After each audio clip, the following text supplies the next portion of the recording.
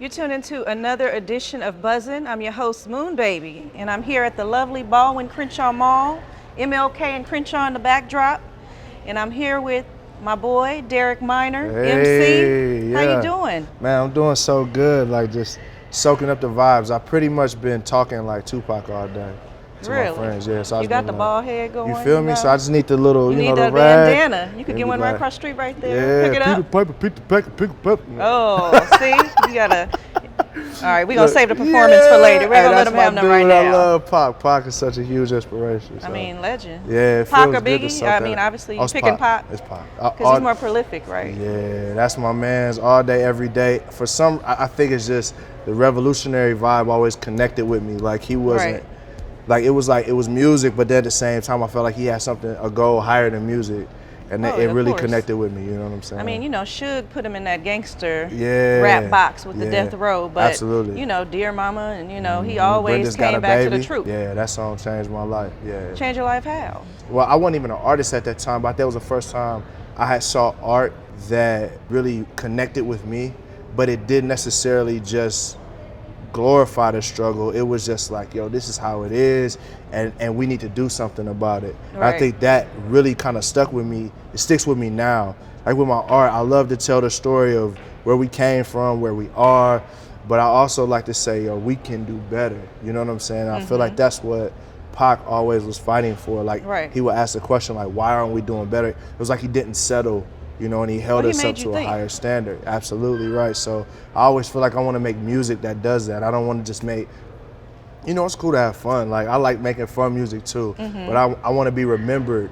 Like people remember Pac for, like we just talked about, Brenda's Got a Baby. Like that's the first thing that comes to your mind when you think about him. Or Dear Mama. Like it's music that's higher. Right. Yeah, absolutely. So you are doing big things with your music, changing the world, to be exact, with a #1 single on the Christian Billboard chart. Congratulations. Man, it's surreal, because first, like I sang the whole song, and that was kind of just like, I'm a producer as well, so I produced that record. And when I was working on the melody, I was thinking of ways to flow, cadences or whatever. I'm like, I have to sing this. Like, there's no way I could rap this. So that was really crazy in that sense. Then I got my homegirl Holland to sing on it. And when we said, all right, we'll try to work it to radio. We'll see what happens with it. There was really no like crazy expectation. It was just like, man, we'll just see what happens. Just work the record. And we just watching it and just start shooting up. Like I get a call, you top 50, then you top 25, oh, you're top 10, you're top 5. It's like, and then it's like, yo, you can get #1. And then when you think about it, me being an independent artist, like when you look at everyone on the chart, everyone has major label backing, but it's just me, my team, and Reflection Music Group. Absolutely. So it's just cool to watch God do his thing with that. I'm just chilling and enjoying it. Chilling with a #1 single on the chart. Absolutely. Look at you. Hey, oh boy, no, congratulations. That's a big deal, especially on the CCM side for a rapper to be at the top of the charts. Like that's I'm huge. the first to actually do that in a sense.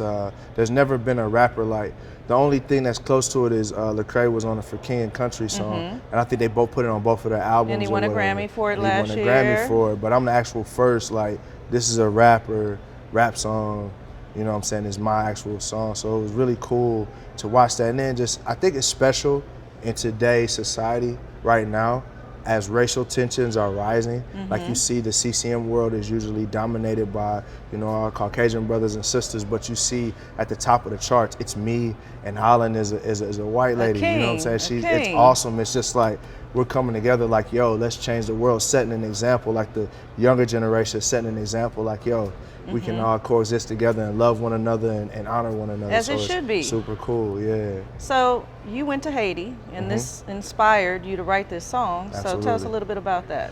Well, so I've been to Haiti twice, and the first time I went to Haiti, you land in Port-au-Prince, and I'm just wrecked because, you know, Port-au-Prince is the capital of the country. Like, so it's like, imagine if you land in Washington, D.C., and you're instantly seeing like mass poverty. And it's just like, as I landed there, I looked around and I was just like, this is just, I was broken. One, in one sense, for the country of Haiti, but then two, I thought about all the times I complained. And then as I'm hanging out with my Haitian brothers and sisters, and man, they just loving life. Like you watching someone every morning go to a well and get water to drink, and they have to go through all And these they're processes. happy. And they're happy, and they're creative, like artistically. Like I met some artists and some singers, and it's just like, yo, I just was like gripped thinking like, man, what is happening right now? And then also, so I'm like, now I'm motivated to want to do something about that. So when you couple that with, you know, the racial tensions, when you look and you're seeing, you know, young men shot with their hands up, and you're seeing the dialogue back and forth about, you know, I think we're really talking about the value of a person. For me, I'm like, I have to say and I have to speak into that. So for me, the common thread is that, you know, I believe that we're all made in the image of God. So it's like, it's really hard for me to discriminate against someone or to hate someone when I look at you and I see God. Right. Because the Bible says we're made in his image. So it's like, it'd be hard for me to fight you if I thought I was looking at a visual representation of God, you know? Right. And I feel like that's the whole goal, is the way we change the world is to really just honor one another. And that's the thing that I want to push with that song. And that's honestly why I feel like it's resonating with people right now, because everyone's thinking about humanity and where's our place here and all of those things. It's very important that artists like you speak the truth. Absolutely. And, you know, try to penetrate the things going on in the world that obviously are affecting a lot of the world today. Absolutely. So yeah. everyone needs that, whether it's religious or not. You know, Absolutely. it's a positive message. And that's how I always felt about, you know, rap music in the gospel world, is that, you know, it's a positive message, but it shouldn't necessarily be segregated because it's gospel rap. Like, you're just speaking another, you know, language, of course, as a, you know, storyteller. Absolutely. So at this point, whether you're telling a gangster story or a biblical story or just a positive message, like, you're still an MC, you know? So I talked to Lecrae about this, you know, when we sat down, and, you know, he's transitioned a lot from just being a gospel rapper to kind of going over into the mainstream of rap. Absolutely. You know, nominated in Best Rap Album instead of, you know, Gospel Album. He's done both, been on the charts for both. But you see artists like Chance, you know, who call themselves a gospel rapper. Yeah. And, you know, that's his gospel. Absolutely. You know, but the gospel community may not necessarily embrace that. Absolutely. Because he still has profanity and, you know, he still represents it for what that youth sees and still has a view. But why do you think the gospel community is not inclusive of art and being able to translate that message a little differently, but still have the message in the music? That's a great question. I think one of the main things is, I think that we have these categories, and, you know, as humans, we don't like our categories shaped and rocked. We like, it was like this. You have to be able to categorize, right? Or else it ain't right. Right. It's been like this for 50 years. It'll be the same way in 50 years. This is what got us here, and that's what's going to keep us here.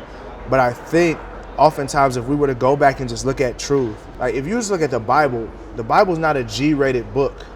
Like, it's R-rated. By any like, means. It's R-rated. It's like, been revised and re-edited, but it's very explicit, and there's some things in there that if you were to read it in context, it would make you cringe. And I think and uncomfortable. It will make you uncomfortable, and it should make you uncomfortable, because growth is uncomfortable, right?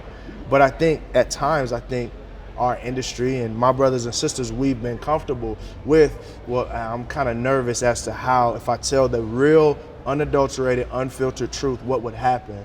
So for me, I always am the renegade, and I say things that are, and I think that's what my fans, or I like to call them my family, I think that's what they respect about me, is that I'll say the truth at expense of my career. I don't have a problem with being honest with you. So, and I think that that's some of the issues. But then also, you know, I think just people at the end of the day are just scared sometimes. Like, we're scared to say, okay, what would happen if we just let Derek Minor just do his thing and we embraced it? What would happen if we let an artist like Cannon, or we let some of these rappers in?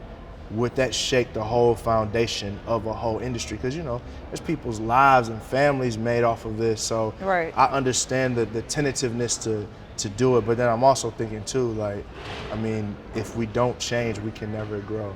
So it's definitely a tension, man. You know? Well, change the world, #1. Yeah. Congratulations again. Make sure you check out the single "Change the World" and the album. And I know you got some new music coming out soon as well. Oh yeah. So definitely come back and see us here on Buzzin'. It's done. Keep working hard and changing the world with your music. And thank you for being here on Buzzin'. Thank you.